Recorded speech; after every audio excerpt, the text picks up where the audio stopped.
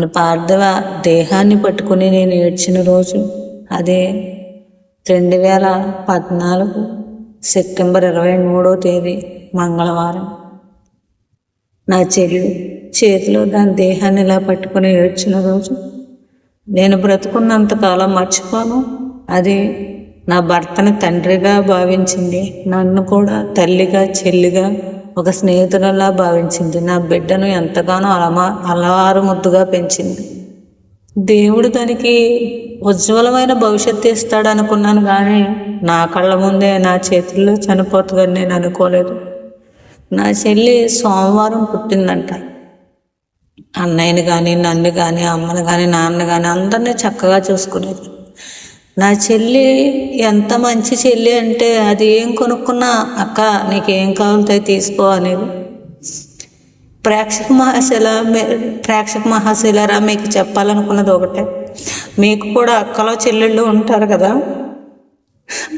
వాళ్ళు ఉండగానే మీరు వాళ్ళతో ప్రేమగా ఉండండి. ఎందుకంటే ఎవరు ఎప్పుడు వస్తారో ఎప్పుడు పోతారో ఎవరికి తెలియదు.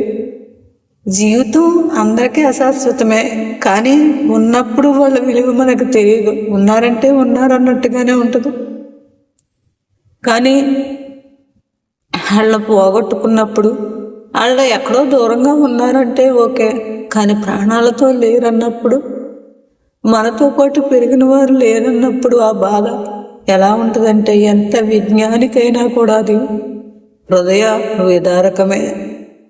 అలాంటి నా చెల్లి పార్థివ దేహాన్ని పట్టుకుని నేర్చిన రోజు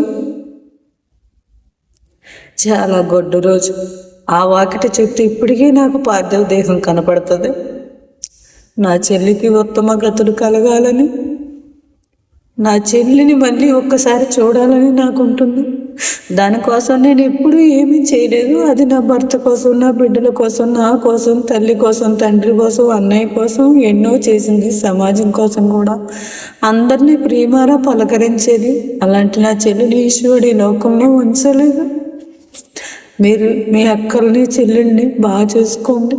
నా మాట వినండి. అమూల్యమైన రక్త సంబంధాన్ని వదులుకోకండి. ఉండగానే గ్రహించండి. ప్రేమగా మెలగండి.